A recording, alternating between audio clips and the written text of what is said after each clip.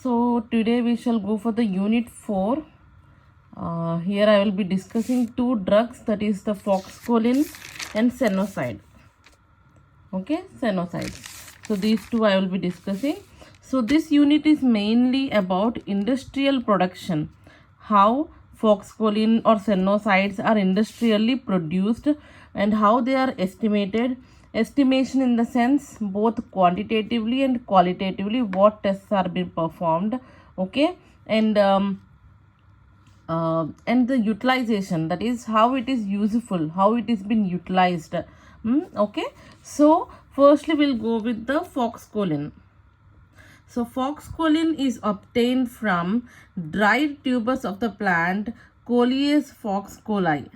Okay, Coleus forskolii or Coleus barbatus. These are the two drugs. Okay, it is dried tubers of the plant Coleus forskolii or Coleus barbatus belonging to the family Lamiaceae. Okay, belonging to the family Lamiaceae. So it is a diterpenoid. So this is the structure of forskolin. Okay, this is the structure of forskolin. So next, how industrially it is been produced. Industrially, how you can produce or how you can obtain forskolin. So firstly, the tubers have been collected from these plants, that is Coleus forskolii or Coleus barbatus. From those plants, the tubers you know, right? Tubers are beneath like this, right? This is the plant. So these tubers are been collected. They are washed properly and dried. So firstly, all the earthy material, whatever it has been adhered to the tubers, it has been washed properly and those are dried.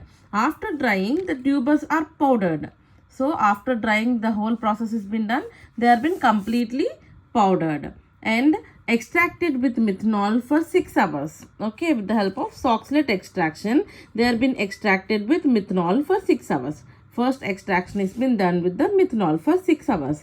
Then after this, the methanolic extract is concentrated. Okay, so the obtained one, the extraction we have done with methanol, right?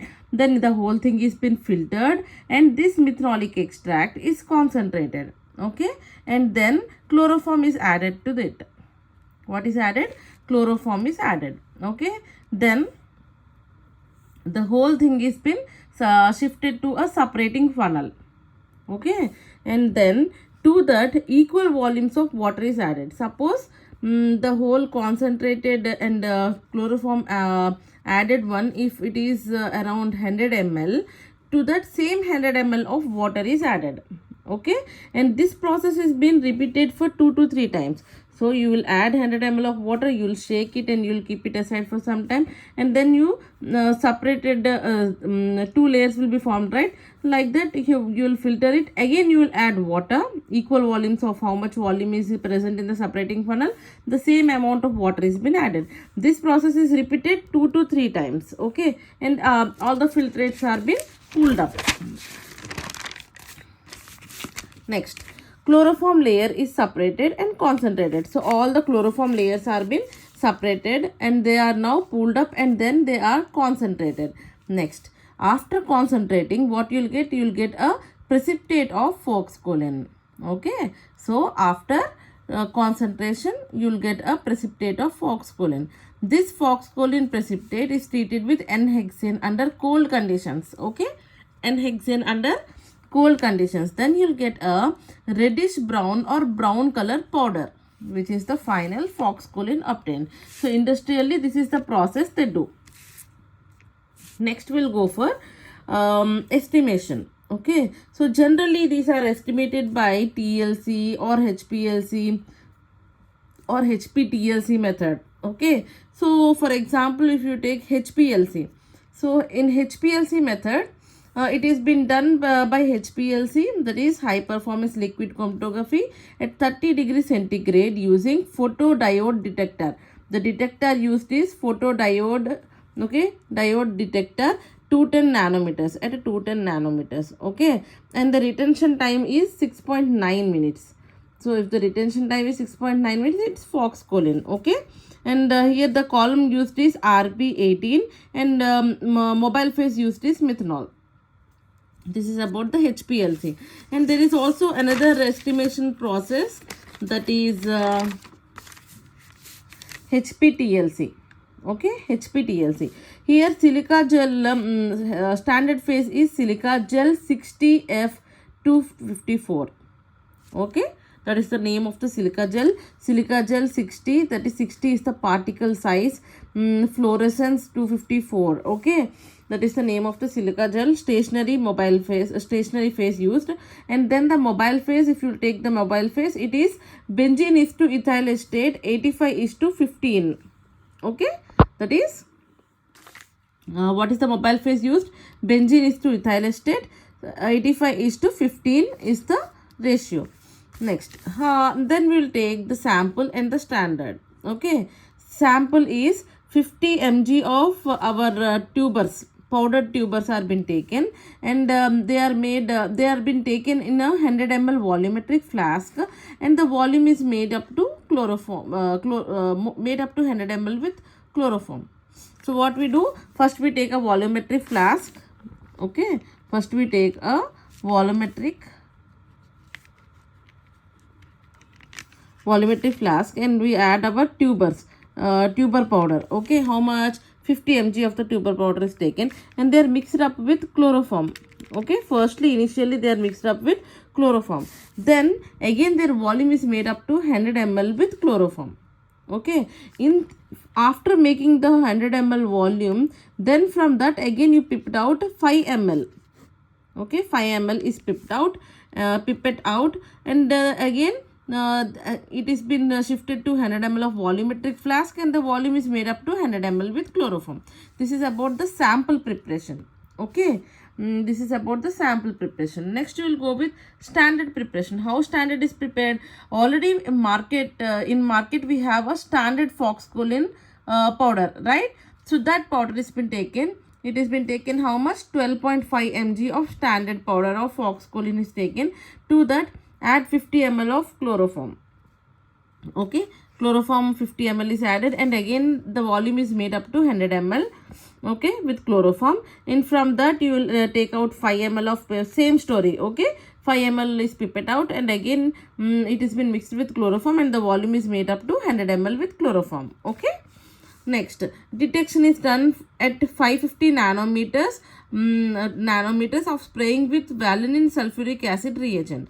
So when you spray with vanillin sulfuric acid reagent and see under 550 nanometers, so then you will get so many peaks. Okay, so these peaks are been compared with that of the sample. The standard and samples are been compared with both, and the retention factor or retention time is been studied. Okay, this is how you do the HPTLC method. So you got a HPLC method and HPTLC method, that is the estimation of forskolin. Okay, so you have to remember the HPLC like 30 degrees using photodiode detector. What is the detector used? How the standard preparation is been done? How the sample preparation is been done? Okay, so all those things have to be studied clearly. Then finally utilization. So where these are being utilized? So generally this has been utilized as a mainly as a adenyl cyclase pathway, in adenyl cyclase pathway, because it is essential for producing adenyl cyclase enzyme. Okay, so it is mainly essential for adenyl cyclase pathway. So this adenyl cyclase pathway or enzyme is helpful in increasing the level of CAMP in cells. Okay, so when CAMP increases, it increases in force of contraction of the muscles of the heart. Okay, so it leads to increase in the contraction of the heart muscle, and it also helps in inhibition of platelet activation. Okay, inhibition of a platelet activation in the sense avoids excessive platelet activity. Okay, Next, also it helps in relaxation of the smooth muscles. Also helps in relaxation of smooth muscles. And there are various other factors like it helps in reducing obese. Like these are acts as anti-obesity factors. It also acts as anti-HIV agent in various skin infections, psoriasis. Okay, in those conditions are also, so forskolin is essential. It acts as an anti-hypertensive agent, antidepressants. During antidepressants, these are given as an IV infusions. Okay, used in the treatment of asthma, glaucoma. Okay, ophthalmic preparations, and vasodilators. It is also used in the treatment of insomnia, sleeplessness. Next, angina pectoris. Okay, and also various respiratory disorders. So in all these things, this forskolin is been utilized completely. So that is how you have to read the forskolin biological source, the structure, then how it is industrially produced, and mainly the estimation and utilizations. So estimations you have generally studied about HPLC and the HPTLC method. And then you have studied the utilization in various areas, how it is been utilized. Next, coming to senosides.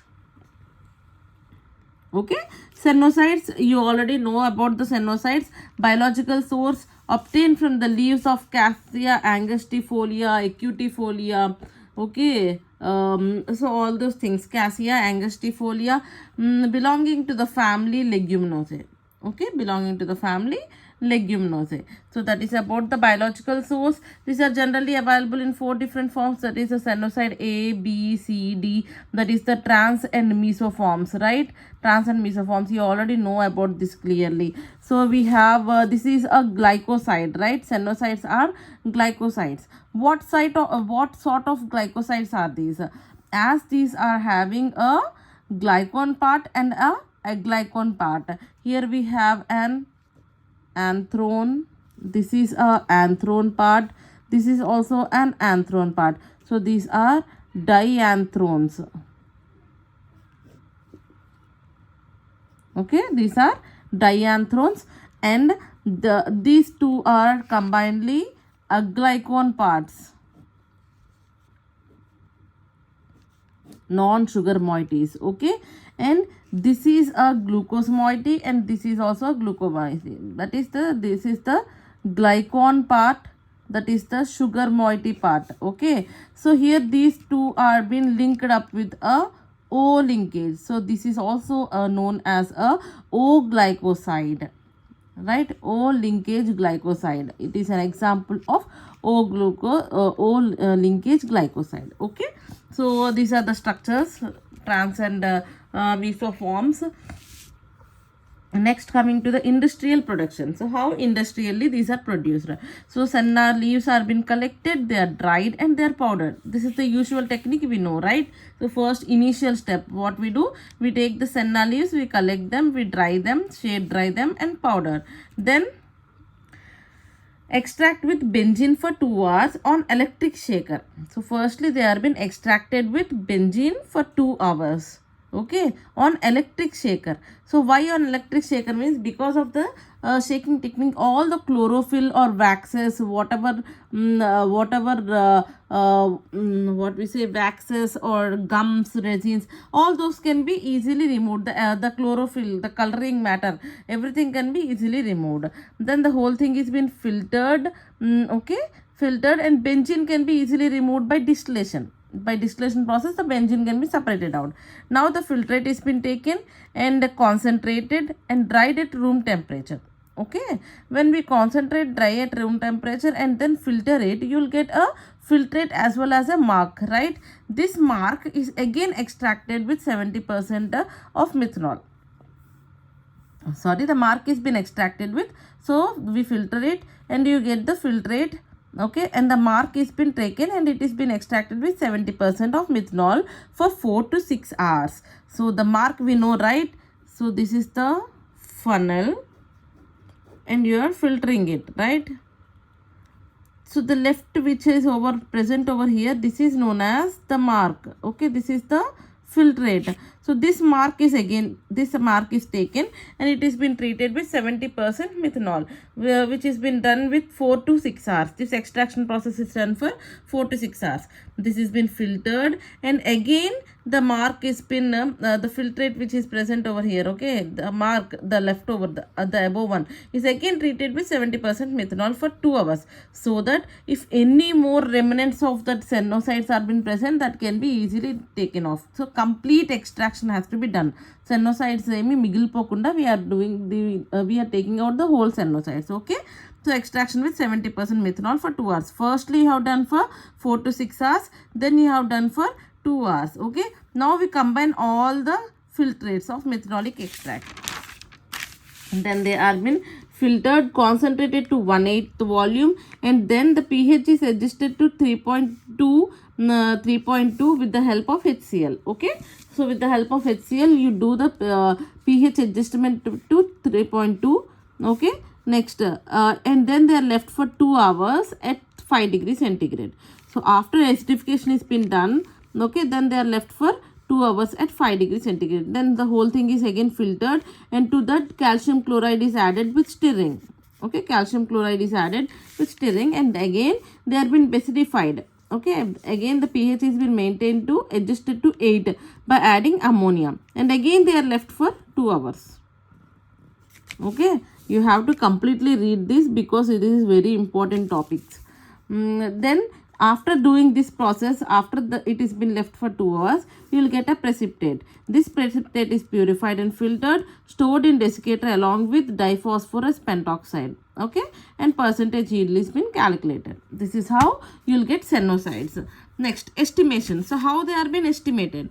They are been estimated by column chromatography, TLC, HPTLC, okay, HPLC. So they have been estimated by all these things.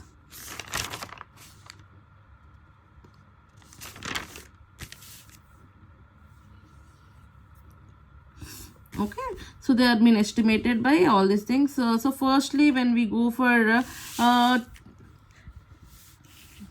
we'll go for the HPTLC method, okay, we'll go for the HPTLC method. So when we go for HPTLC method, stationary phase is silica gel 60F 254, melting point is mobile phase is 2 propanol is to ethyl acetate is to water is to formic acid, okay. That is 8:8 is to 5.8 is to 0.2. That is the ratio of the mobile phase. And then what we do, we take the sample. How we prepare the sample? The sample is prepared by reflexing the leaves for 45 minutes, okay, and concentrated 50 degrees centigrade, and volume is made up to 10 ml with methanol. So this is how we prepare the sample. And then standard sennoside A and B are taken, that is around 1 mg per ml in methanol they are been taken, okay. That is the standard preparation. Detection is done, spots observed under UV, okay, spots are observed under UV,